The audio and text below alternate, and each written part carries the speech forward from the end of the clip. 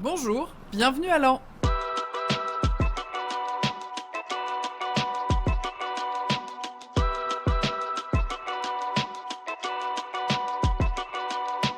Ou devrais-je dire bienvenue à la capitale? Car perchée sur sa butte, la ville fortifiée de Lan a été la capitale du royaume de France au Xe siècle, à l'époque carolingienne. Dans la ville haute, parce que oui, à Lan il y a une ville haute et une ville basse, au cœur de ce centre historique et culturel se trouve bien sûr la magnifique cathédrale Notre-Dame, dont le parvis a été piétonnisé l'année dernière. Au patrimoine de cette cité médiévale, on a aussi la porte d'Ardon. C'est la porte d'entrée des 8 km de remparts qui entourent la ville. Au bas de la ville, plus résidentielle, on trouve aussi cette zone commerciale qui s'articule autour de cet hypermarché qui devrait bientôt être agrandi, ce qui inquiète les commerçants du centre-ville. Dans la ville basse, on trouve aussi la gare, qui a notamment accueilli le tramway jusque dans les années 70, qui a été remplacé en l'an 1989 par le célèbre Poma 2000. Un funiculaire mis en service en 1989 et qui permettait de relier la ville basse à la ville haute. En 2016, d'importants travaux de rénovation sont envisagés, mais devant le coût trop important pour la collectivité, la fermeture du Poma est décidée. Game over. Et depuis, la mobilité entre la ville haute et la ville basse est dans tous les débats lannois. Et c'est bien sûr invité dans la campagne des municipales. Et alors, ils sont 4 candidats à vouloir prendre une chambre à l'hôtel de ville, ici, et s'installer au cœur de l'ancienne capitale du Royaume de France.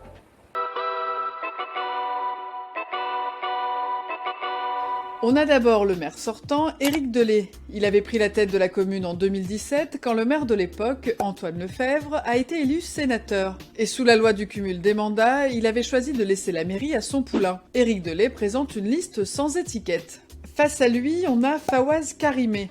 Conseiller départemental, il s'était présenté aux législatives de 2017. Conseiller municipal d'opposition, il présente cette fois une liste sans étiquette, mais sur laquelle se retrouvent des représentants du PC, Europe Écologie Les Verts ou encore des radicaux de gauche.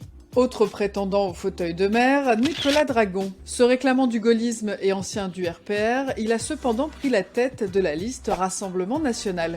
Enfin, on a Jean-Loup Pernel, candidat historique de lutte ouvrière, il est présent à chaque élection lannoise.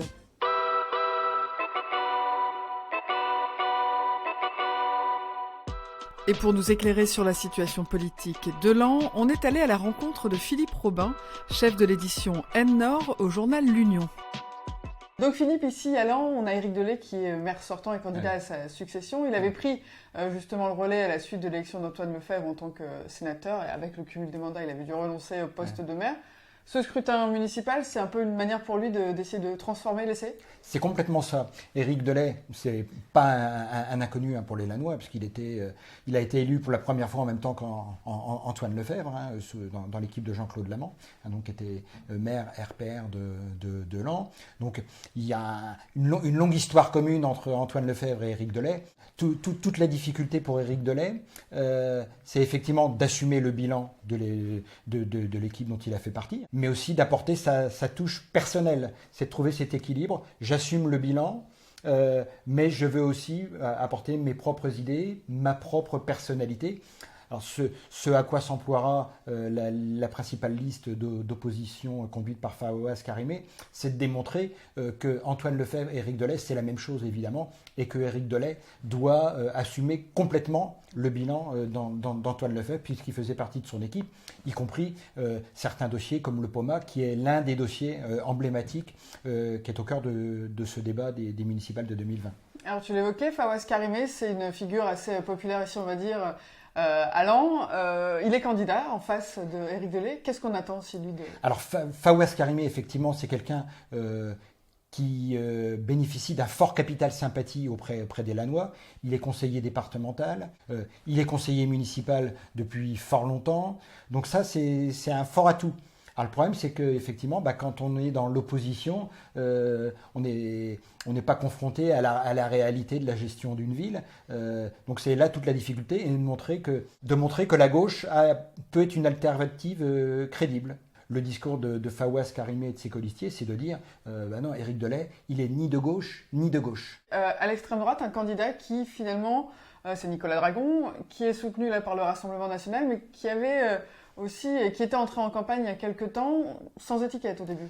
Alors, Nicolas Dragon, c'est quelqu'un que les gens connaissent sur le dossier POMA, parce qu'il était à la tête d'une association Agir pour le POMA, qui a été créée en 2016. Donc il est surtout connu pour ça. Mais politiquement parlant, lui s'est toujours réclamé du gaulliste. Et puis, est-ce que c'est faute de réussir à rassembler finalement assez de monde autour de son nom? Il y a eu un rapprochement avec le Rassemblement national qui, lui, était en manque de tête de liste sur l'an. Donc il y a eu ce rapprochement. Donc en face de ces trois candidats, on a cette liste menée par Jean-Loup Pernel qui est un peu l'éternel candidat. Oui. Ça rajoute quelque chose aussi oui. à ce Alors scrutin. Jean-Loup Pernel, effectivement, qui représente Lutte ouvrière, ça fait de multiples fois qu'il est candidat aux élections municipales, comme il a été candidat aux élections départementales, comme il a été candidat aux législatives, pour montrer que l'extrême gauche est présente, mais avec un discours qui reste quand même un discours très national. Qu'est-ce qui va faire la différence finalement ici ? Je pense que ça va beaucoup se jouer à la personnalité. Quand on écoute un petit peu les Lannois, les gens disent depuis qu'Éric Delay, malgré tout, il y a des choses qui ont changé visuellement. Alors la gauche dit oui, mais tout ça c'est du vernis, c'est de la com. Donc comment les Lannois vont percevoir les arguments des uns et des autres, là c'est tout l'enjeu de ce scrutin en fait. C'est qu'effectivement, est-ce que c'est que du vernis ou est-ce qu'il y a un vrai travail de fond du maire ?